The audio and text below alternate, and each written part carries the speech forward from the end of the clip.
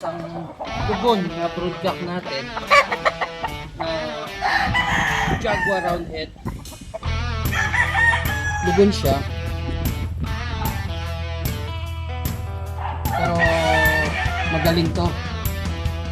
Kung nakita niyo yung spar nito dun sa previous na post ko, maganda siya. Tsaka ano siya, hindi siya sagasama malok, single stroke. Pero sure ball yung talo niya. Gagamitin ko sana this early bird kaso naglugon. So malamang by ano na siguro, tignan natin by December or January magamit natin. Jaguar Roundhead galing kay Ari Bentan, ayan, ng Cavite.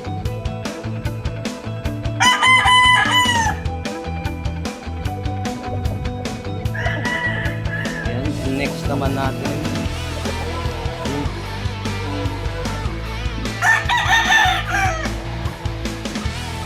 Bates Black.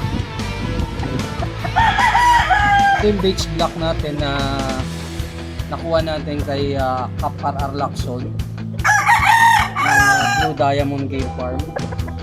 Minimate natin siya ngayon sa Bates Black din, ano. Nagpaturo tayo ng Bates Black ngayon. Maganda yung laro niya, stylish, umaangat. Yung inahin, dalawang Bates Black din na galing kay Cap RR and kay Boss Jap Gagalak ng Lightwire Game Farm. So marami na rin silang itlog ngayon. So hopefully makapagpalabas tayo ng mga pures.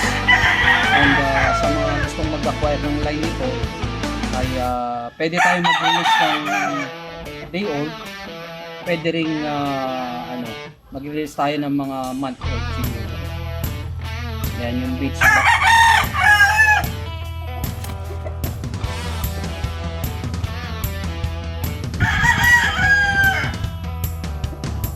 Ito naman yung isang ano din natin, brood stud, no?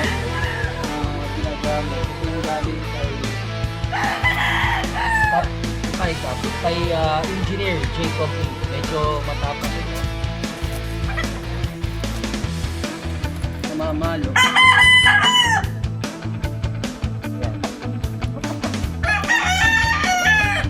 Alari Romero Yellow-Legged Dutch from Engineer Jacob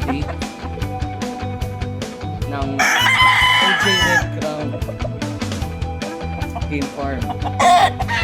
Ginagamit natin ngayon and nakakross siya sa Golden Boy, ano?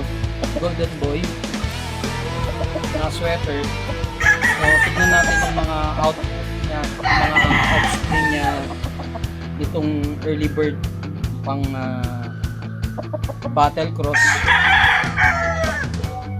Yan, ganda siya. Pati station, katawan. Boom.